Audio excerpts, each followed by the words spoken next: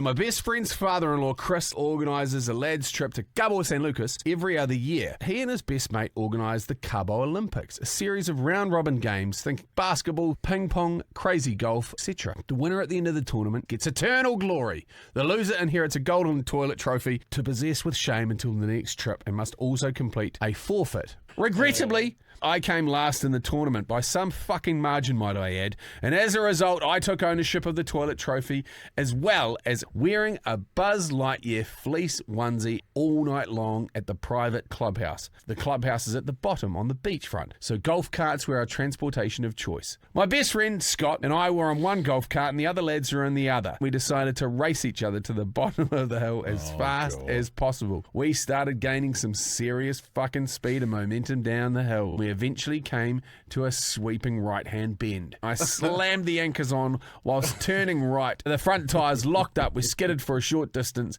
and then the golf cart flipped onto its side. I landed flat on my fucking face, with Scott also landing on me. The next morning, I woke up and walked out to the pool to see all the lads chilling on their sun lounges. Chris asked how I was, and he had had a phone call from security saying the previous night's incident was being escalated.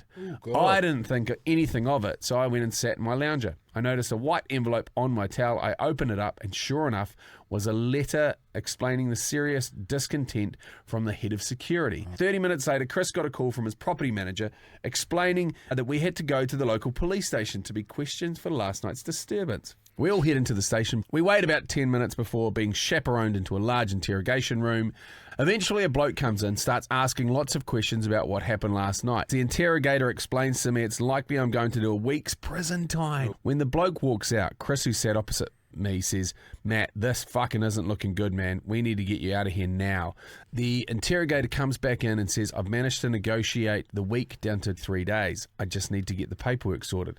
He steps outside again. Chris has had enough and says, "Matt, you got to fucking run, and you've got to run now. Let's get the fuck out of here." I reply, "I'm not running out of a fucking police station in Mexico past an armed guard."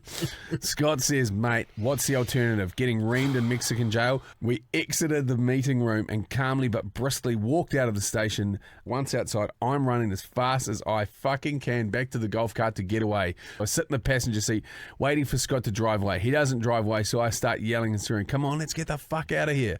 All of a sudden, he says, "It's a prank." I look around and see about 5 people filming me.